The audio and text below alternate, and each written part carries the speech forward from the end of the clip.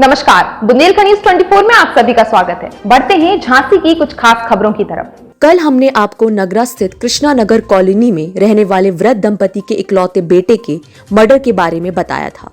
आज उसी घटना का पूरा अपडेट आपको देने जा रहे हैं। नगरा स्थित कृष्णा नगर कॉलोनी में रहने वाले राम गोपाल जोशी और उनकी पत्नी विमला देवी का इकलौता बेटा नरेंद्र जोशी अब इस दुनिया में नहीं है। नरेंद्र स्वभाव से सीधा साधा और स्मार्ट लड़का था। उसके माता पिता ने अपने बेटे का रिश्ता करेरा में रहने वाले प्रेम नारायण जोशी की पुत्री रश्मि से कर दिया। नरेंद्र के माता पिता का कहना है कि जब उन्होंने नरेंद्र की सगाई रश्मि के साथ कर दी, उसके बाद उन्हें 5 बार कॉल आए। कॉल करने वाला कहता था कि ये संबंध मत करना वरना तुम्हारे लड़के को जान से मार देंगे। बार बार आ रहे इन फोन कॉल से नरेंद्र के माता पिता डर गए और उन्होंने रश्मि के पिता से संबंध तोड़ने को कह दिया। रश्मि के पिता ने कहा कि ऐसा कोई भी नहीं है जो कि हमारी तरफ से ऐसा करे। जरूर कोई ऐसा व्यक्ति है जो आपकी तरफ का है और वह नहीं चाहता कि आप अपने बेटे की शादी मेरी लड़की से करें। परिवार के समझाने बुझाने के बाद नरेंद्र के माता पिता नरेंद्र की रश्मि से शादी करने के लिए तैयार हो गए। शादी के बाद रश्मि अपने ससुराल आ गई और कुछ ही दिनों बाद रश्मि ने अपने पति नरेंद्र से अलग रहने की जिद करना शुरू कर दी।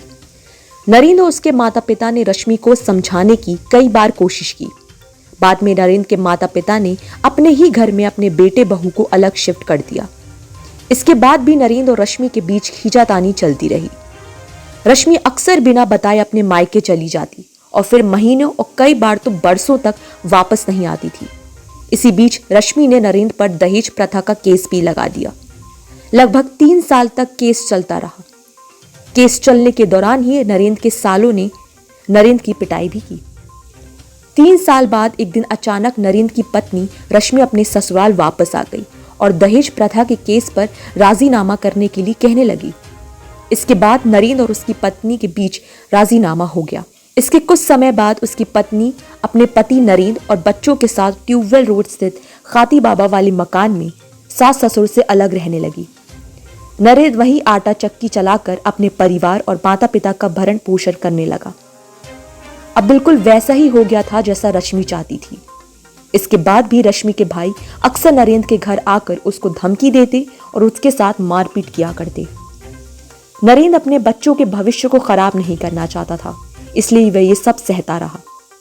22 मई 2020 को रश्मि के 2 भाई अपनी बाइकों से खाती बाबा स्थित नरेंद्र के घर पहुंचे और उससे कहने लगे कि रश्मि के पापा की तबीयत खराब है। इस पर नरेंद्र ने कहा कि ठीक है, आप रश्मि को घर ले जाइए, परंतु रश्मि के भाई कहने लगे कि तुम्हें भी साथ चलना है। नरेंद्र ने मना किया, परंतु रश्मि रोने लगी और नरेंद्र से कहने लगी, मेरे पिता की तबीयत खराब है और तुम जाने से मना कर रहे हो। अगर तुम्हारे पिता की तबीयत खराब होती तो भागे चले जाते। ऐसी बातें सुनकर नरेंद्र ने भी करेरा स्थित अपने ससुराल जाने के लिए हाँ कर दी। 22 मई 2020 को दोपहर लगभग 2:30 बजे नरेंद्र, उसकी पत्नी, बच्चे और उसके दोनों साले बाइकों से करेरा निकल गए।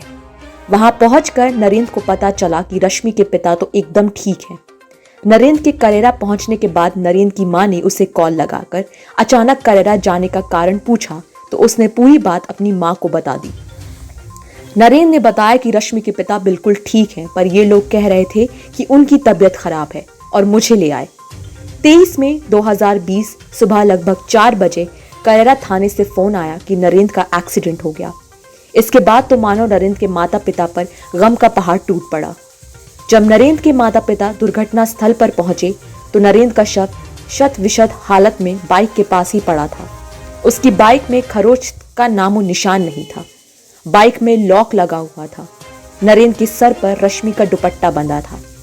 शव की हालत और गाड़ी की स्थिति को देखकर ऐसा नहीं कहा जा सकता था कि उसका एक्सीडेंट हुआ है, बल्कि उसके शरीर पर पाए गए चोट के निशान ये इशारा कर रहे थे कि नरेंद्र का कत्ल करके उसे हाईवे पर फेंक दिया गया है।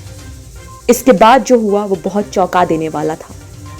कल आपको इसके आगे के बारे में पूरी जानकारी और नरेंद्र जोशी के माता पिता का वीडियो क्लिप दिखाएंगे। आज के लिए इतना ही।